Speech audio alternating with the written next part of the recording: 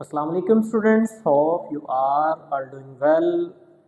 हम लोग बच्चे सीक्वेंस एंड सीरीज पढ़ रहे थे और सीक्वेंस एंड सीरीज में हमने 6.2 के 14 क्वेश्चन जो हैं वो कंप्लीट कर लिए हैं।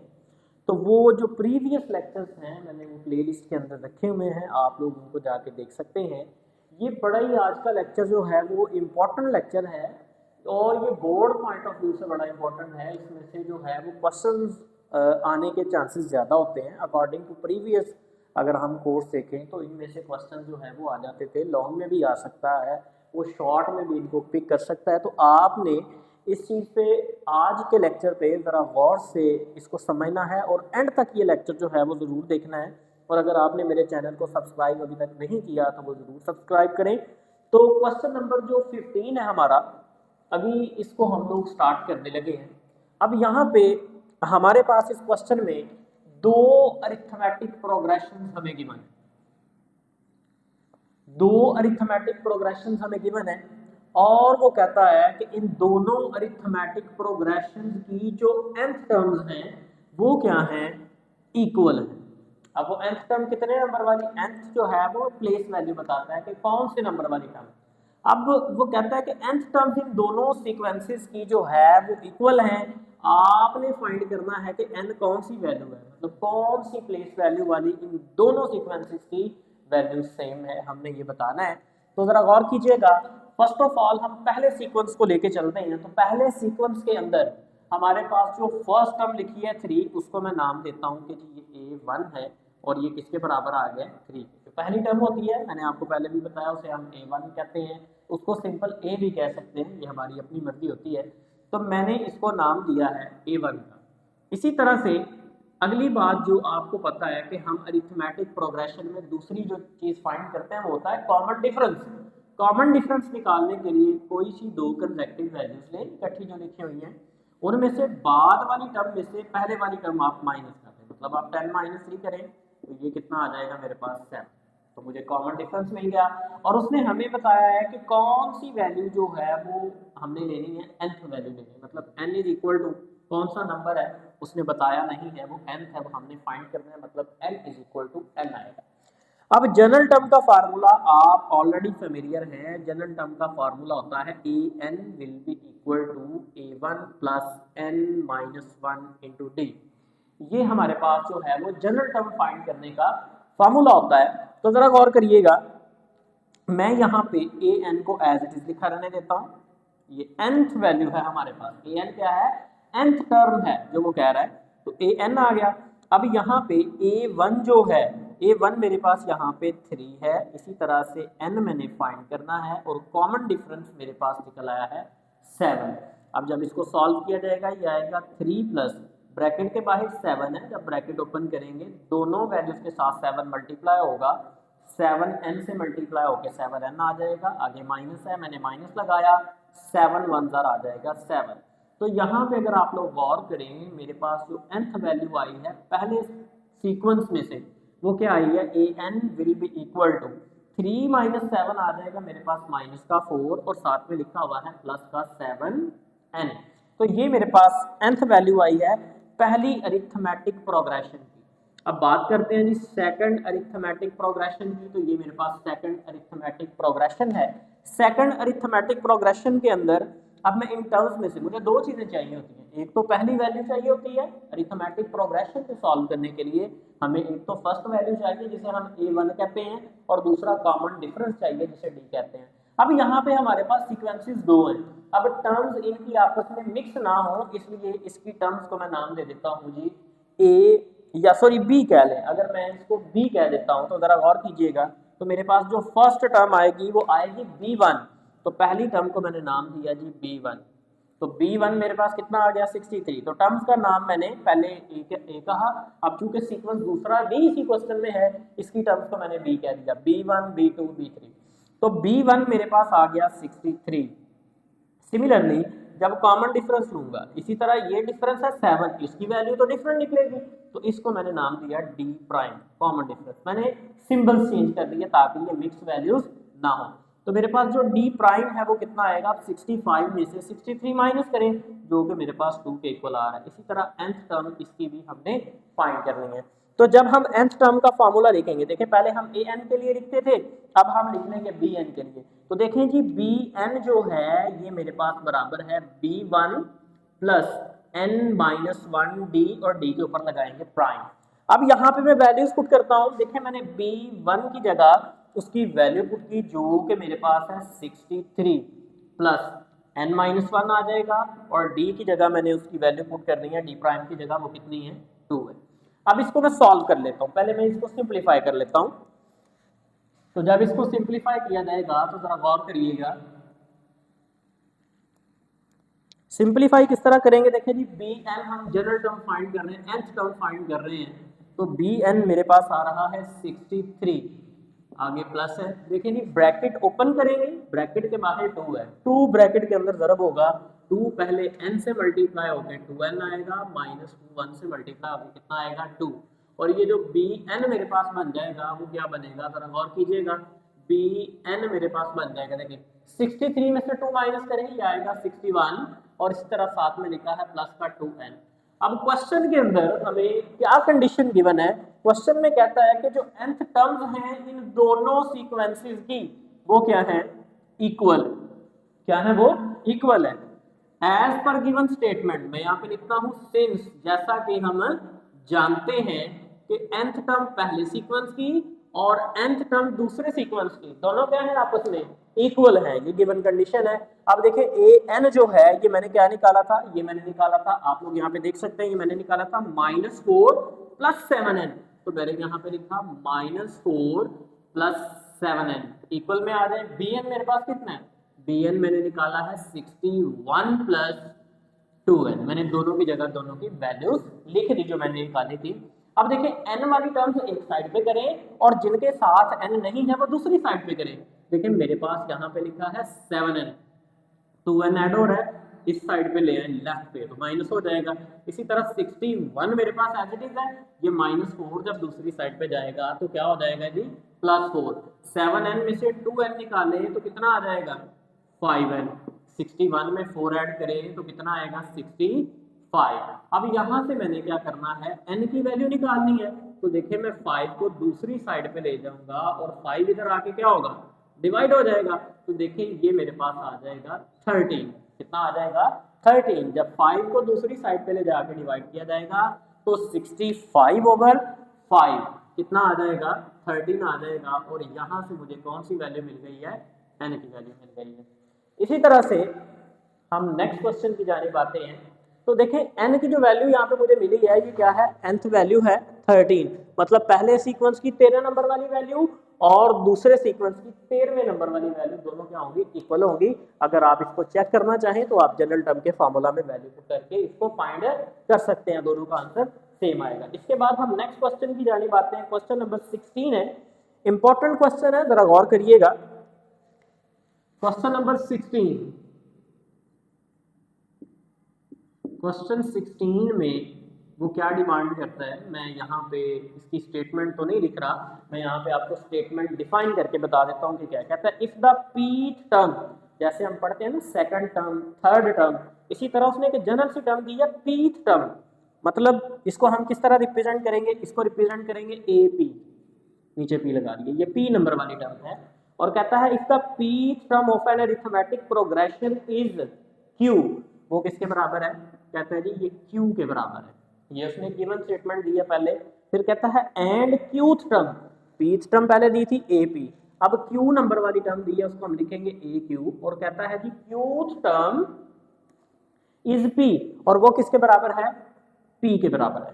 ठीक है, ये दो उसने वैल्यूज दी हैं, और देन नेक्स्ट वो क्या कहता है, कहता है prove that it's nth term is, हमने प्रूव ये करना है, वो कहता है कि प्रूव दैट, साबित ये करें कि आपके पास जो nth टर्म है वो किसके बराबर आएगी, वो आपके पास बराबर आएगी P प्लस Q, और साथ में क्या लिखा हुआ है, माइनस का n, P plus Q minus n। हमने साबित ये करना है कि nth टर्म इसके बराबर है, और दो गिवन टर्म्स हमारे पास यहाँ पे मौजूद है। तो देखें जी pth टर्म है ए पी की जगह मैं उसकी वैल्यू लिखता हूँ तो देखिए क्या आएगा, A1 पहले लिखी जाती है फर्स्ट टर्म A1 प्लस, अब यहाँ पे जो वैल्यू होती है उसे एक कम करके लिखते हैं तो यहाँ पे आएगा P-1 और साथ में आता है कॉमन डिफरेंस, और ये बराबर किसके है, ये बराबर है जी Q के। ये एक इक्वेशन मेरे पास आ गई, इसको मैं नाम देता हूँ इक्वेशन नंबर 1 का। इसी तरह से ए क्यू जो है ये कैसे लिखा जाएगा, ये आएगा A1 प्लस इधर आएगा Q-1D, और ये किसके बराबर है, ये बराबर है P के, और ये हमारे पास आ गई है इक्वेशन नंबर 2। ये दो इक्वेशन जो है मेरे पास आ चुकी हैं। इन दोनों इक्वेशंस को मैंने सॉल्व करने तो गौर करें, इन दोनों को ना मैं सबट्रैक्ट कर लेता हूँ। जब सबट्रैक्ट करूंगा तो देखें A1 और A1 दोनों कैंसिल हो जाएंगे, तो यहाँ पे मैं लिखता हूँ सबट्रैक्टिंग 2 फ्रॉम 1, सबट्रैक्टिंग 2, इक्वेशन 2 को मैंने सबट्रैक्ट करना है किस में से, इक्वेशन 1 में से, तो यहाँ पे मैंने लिख दिया 2 इक्वेशन में से हम 1 वाली इक्वेशन को सबट्रैक्ट करेंगे। तो देखिए जी 1 इक्वेशन को ऊपर लिखा जाएगा जो कि मेरे पास है A1 प्लस P-1D, और इधर आ जाएगा जी Q। अब सेकंड इक्वेशन चूंकि सबट्रैक्ट करनी है तो सेकंड इक्वेशन को नीचे लिखेंगे, ये आ जाएगा A1 प्लस Q-1D, और इक्वल में कितना आ जाएगा, इक्वल में आएगा जी P। जब हमने टर्म्स को सबट्रैक्ट करना होता है तो आपको पता है कि उनके साइन चेंज हो जाते हैं, ये प्लस है क्या हो जाएगा माइनस, ये प्लस है क्या हो जाएगा माइनस, और यहाँ पे ये बात ध्यान में रखिएगा कि ब्रैकेट के अंदर वाले साइन नहीं हमने चेंज किए, हमने ब्रैकेट के बाहर वाला साइन चेंज करना होता है, और ब्रैकेट एज इट इज रहती है। देखिए जी A1 दोनों कैंसिल हुए। अब देखिए ये टर्म प्लस की है, ये माइनस की, दोनों में डी मौजूद है, मैंने डी कॉमन ले लिया। जब d कॉमन लेंगे तो देखिए ऊपर आ जाएगा P-1, इधर से d कॉमन लिया है, ये टर्म बचेगी, इसके बाहर है माइनस, तो माइनस जब ब्रैकेट ओपन करेंगे इसके साइन चेंज कर देगा, ये आ जाएगा -q और प्लस का 1, और इक्वल में मेरे पास क्या आएगा, इक्वल में मेरे पास आ गया q माइनस p। तो देखिए मैंने दोनों में से d कॉमन लिया, ऊपर ये बच गया नीचे ये बच गया। अब ये जो q-1 वाली टर्म है इसके बाहर माइनस है, तो माइनस क्या करता है, साइन चेंज कर देता है, तो ये साइन चेंज हो गए। तो गौर करें यहाँ पे -1 भी है, यहाँ पे +1 भी है, मैंने दोनों वैल्यूज को क्या कर दिया है, कैंसिल कर दिया। मुझे चाहिए यहाँ पे अब d, मुझे फाइंड करना है d, तो d फाइंड करने के लिए मैं क्या करूंगा कि जो वैल्यू d के साथ मल्टीप्लाई हो रही है उसे मैं दूसरी साइड पे ले जाके डिवाइड कर दूंगा। तो देखें जी मेरे पास d जो है वो क्या आएगा, इक्वल लगाया मैंने। अब देखिए इन दोनों टर्म्स में से -p बाद में लिखा है, q पहले लिखा है, अगर इन दोनों टर्म्स में से मैं माइनस कॉमन ले लूं, माइनस जब भी कॉमन लिया जाता है क्या होता है कि दोनों के साइन चेंज हो जाते हैं। देखिए p माइनस का था प्लस हो गया, q प्लस का था माइनस हो गया, मैंने माइनस ब्रैकेट के बाहर लगा दिया, इन दोनों के साइन बदले। ऐसा क्यों किया अभी बताता हूँ। देखिए जी ये दोनों टर्म जो है p माइनस क्यू है, तो p माइनस क्यू इधर आके डिवाइड हो गया, ये मैंने इसलिए माइनस कॉमन लिया था कि ये टर्म जब इधर आके डिवाइड हो तो ऊपर वाली टर्म और नीचे वाली टर्म दोनों हो जाए सेम। तो यहाँ पे मेरे पास d जो है वो कॉमन डिफरेंस निकला है, और वो किसके बराबर है, -1 के बराबर है। अब d की जो वैल्यू मेरे पास निकली है, ये d की वैल्यू मैं पुट करता हूँ जी इक्वेशन नंबर 1 के अंदर। जब ये मैं 1 में पुट करूंगा तो मुझे 1 की वैल्यू मिल जाएगी, तो यहाँ पे लिखता हूँ जी put d is equal to -1 in equation number 1। तो जब 1 में पुट किया जाएगा तो देखिए a1 मेरे पास एज इट इज है, इसके बाद plus p-1 as it is है, d की जगह मैं वैल्यू लिखूंगा कितनी है जी -1, और बराबर में क्या आ जाएगा, बराबर में आ जाएगा q। यहाँ पे है जी a1, ब्रैकेट ओपन करें, बाहर -1 है, ब्रैकेट में ज़रब होगा, तो पहली वैल्यू आ जाएगी -p। 1 से मल्टीप्लाई करने से कोई फर्क नहीं पड़ता, और 1 के साथ अगर माइनस आ जाए तो वो साइन बदल लेता है, ये आ जाएगा प्लस का 1, और इक्वल में क्या है जी मेरे पास q। इधर से मैं a1 की वैल्यू निकालता हूं तो देखें ये p माइनस हो रहा है, इधर आके प्लस हो जाएगा, ये आ गया p, ये वाला q प्लस q, ये +1 है, दूसरी साइड पे जाके क्या हो जाएगा जी -1। अब क्वेश्चन में हमें उसने कहा है कि आपने साबित करना है an इसके बराबर है, तो देखें जी an की पहले वैल्यू लिखते हैं। देखें जी an मेरे पास किसके बराबर है, मुझे फाइंड an करना है। यहाँ पे an बराबर है a1 plus n-1 into D के बराबर है। अब गौर करिएगा an मेरे पास एज इट इज है, a1 की जगह मैं उसकी वैल्यू लिखता हूँ जो कि मेरे पास है p प्लस q -1 प्लस यहाँ पे आ जाएगा n-1, और डी की जगह मैं उसकी वैल्यू लिखूंगा जो कि है -1, मैंने यहाँ पे निकाली हुई है। अब देखें ए एन मेरे पास किसके बराबर आ गया, ये बराबर आ गया पी प्लस क्यू -1। अब ये -1 जब इस ब्रैकेट में मल्टीप्लाई होगा तो दोनों टर्म्स के साइन चेंज करेगा। मैंने बताया -1 जब ضرب होता है तो सिर्फ साइन चेंज करता है, वैल्यू चेंज नहीं करता। तो यहाँ पे मेरे पास जो ए एन आएगा वो आएगा पी प्लस क्यू। देखिए +1 -1 दोनों कट गए, मेरे पास यहाँ पे बच गया ओनली -n। और अगर आप अपने क्वेश्चन पे गौर करें, हमने प्रूव ये करना था कि ए एन बराबर है पी प्लस क्यू -n के। तो यहाँ पे जो वैल्यू फाइनल रिजल्ट हमारे पास आया वो क्या आया है, वो आया है A N will be equal to P plus Q -n, और यही हमने प्रूव करना था। इसके बाद हम लोग इससे नेक्स्ट क्वेश्चन की तरफ मूव करते हैं जो कि हमारे पास है क्वेश्चन नंबर 17। क्वेश्चन नंबर 17 जरा गौर करिएगा क्या कहता है क्वेश्चन नंबर 17 में। क्वेश्चन नंबर 17 में लिखता है कि इफ हमें 3 टर्म्स दी गई हैं, उन तीनों टर्म्स को हम लिख लेते हैं जी कि तीनों अरिथमेटिक प्रोग्रेशन की हैं। तो सबसे पहले हमें अरिथमेटिक प्रोग्रेशन दी गई है जो कि हमारे पास बराबर है 1/a 1/b एंड 1/c। ये तीनों अरिथमेटिक की टर्म्स हैं, अरिथमेटिक सीक्वेंस की पहली 3 टर्म्स हैं। कहता है शो दैट, आपने साबित क्या करना है, जरा गौर करिएगा, हमें वो क्या प्रूव करने के लिए दे रहा है। कहता है शो दैट, साबित करें कि हमारे पास जो b है वो बराबर किसके आएगा 2ac divided by a plus c। बड़ा ही इंपॉर्टेंट क्वेश्चन है, शॉर्ट क्वेश्चन है, पेपर में आ जाता है, जरा गौर से समझिएगा।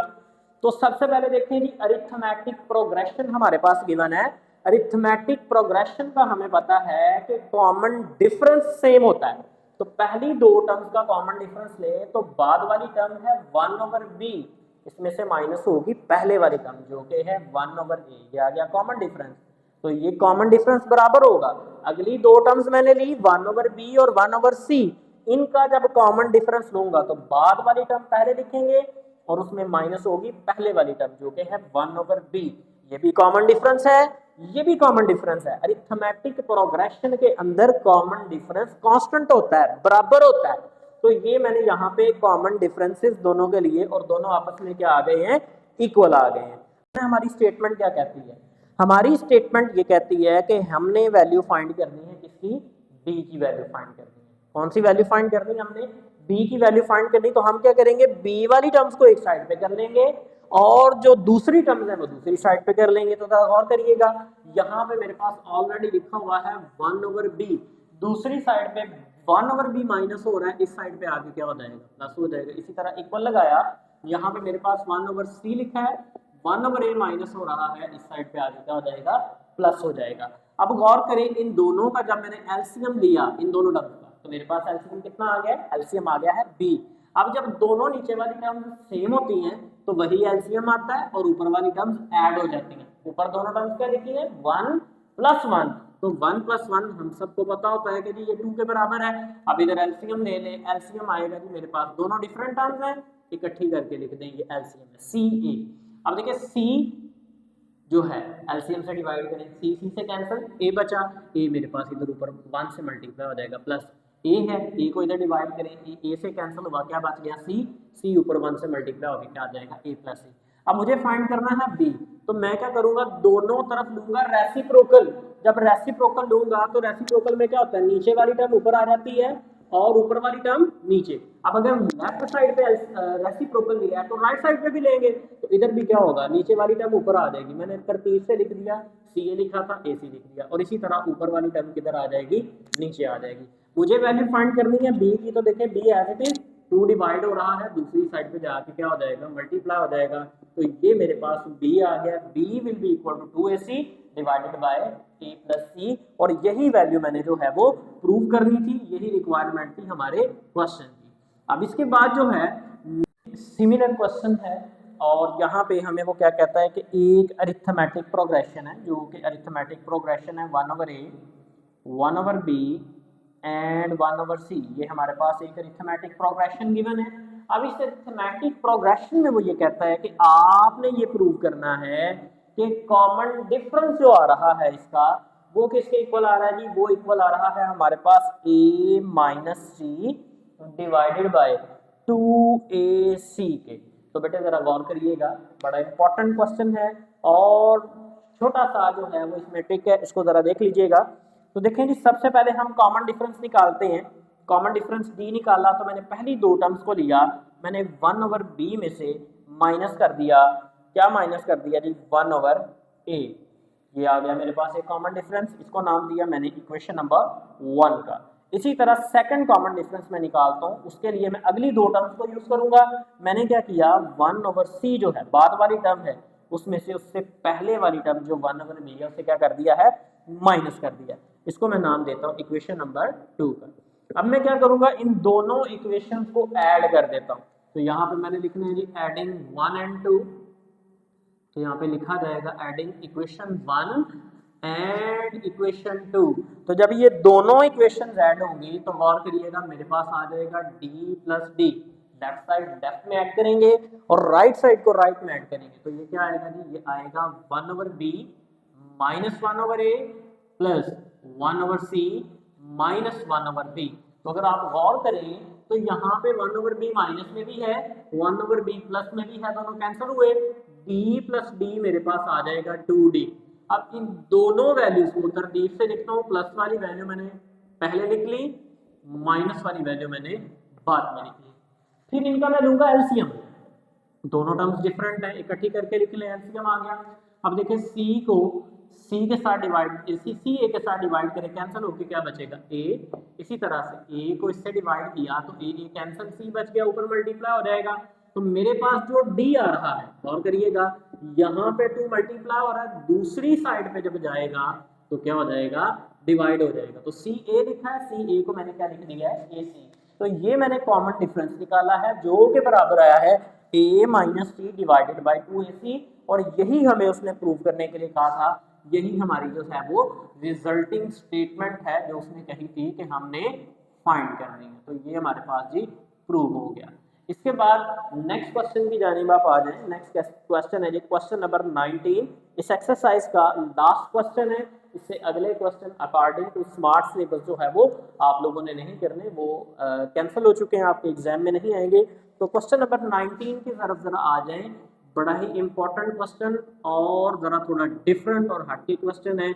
इसमें कॉन्सेप्ट कुछ एक्स्ट्रा यूज होंगे, उनको बड़ी डिटेल के साथ इंशाल्लाह आपको बताया जाएगा और आपने उनको समझना है। तो जरा देखें क्वेश्चन नंबर 19 है, कहता है जी इफ, यहाँ पे हमें कहता है जी के टर्म है, ए के गिवन है जो कि के नंबर वाली टर्म है, एंड उसके बाद आगे जो है वो हमारे पास ए एम आता है। अब उसने कहा है कि जी ये दो टर्म्स हैं, इसको केथ टर्म कहेंगे, इसको एम्थ टर्म कहेंगे, ठीक है जी।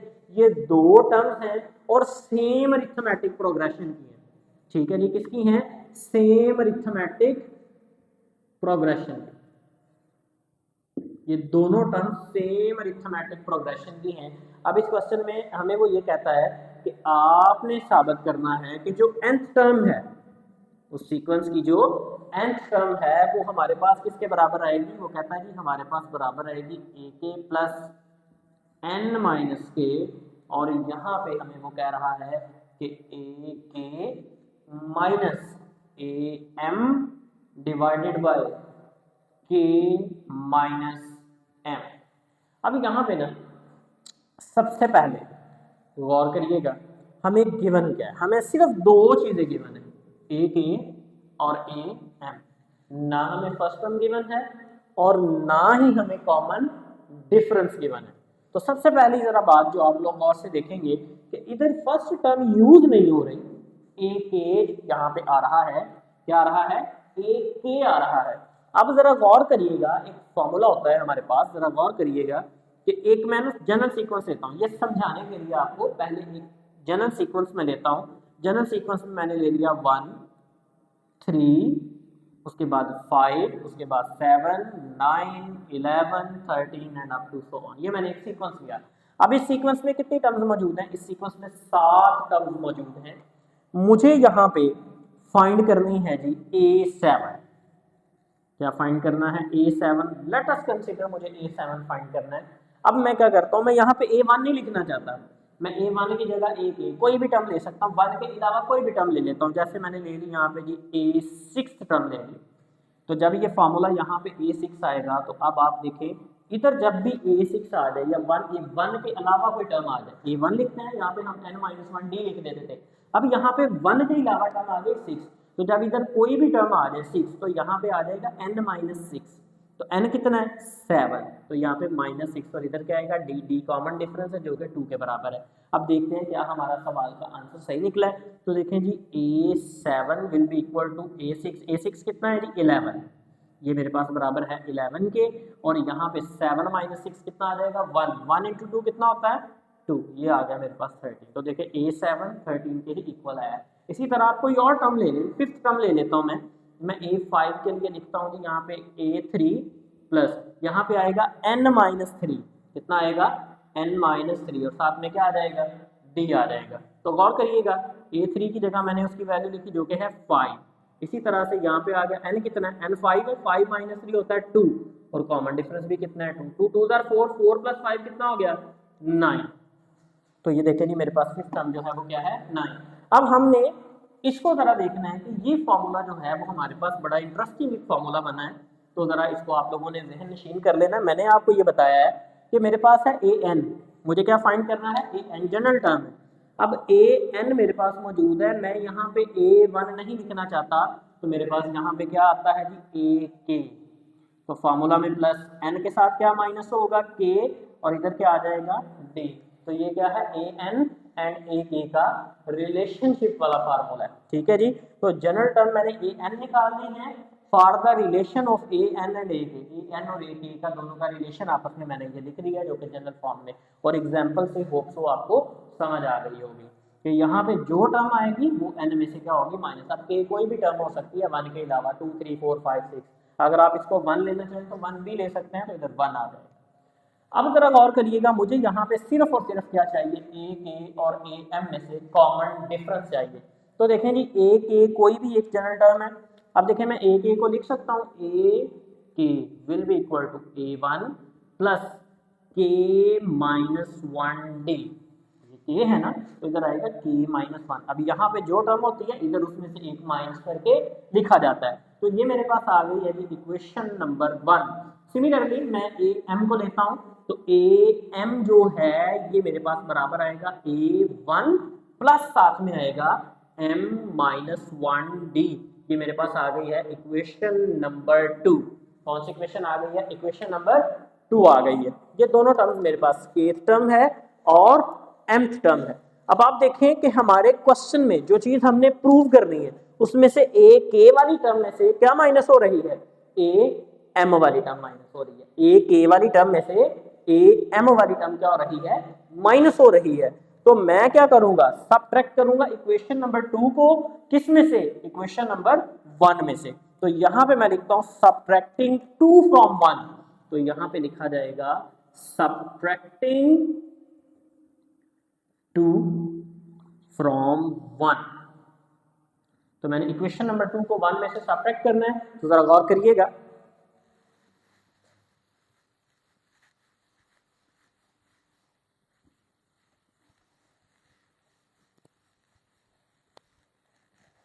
जब इक्वेशन 2 में से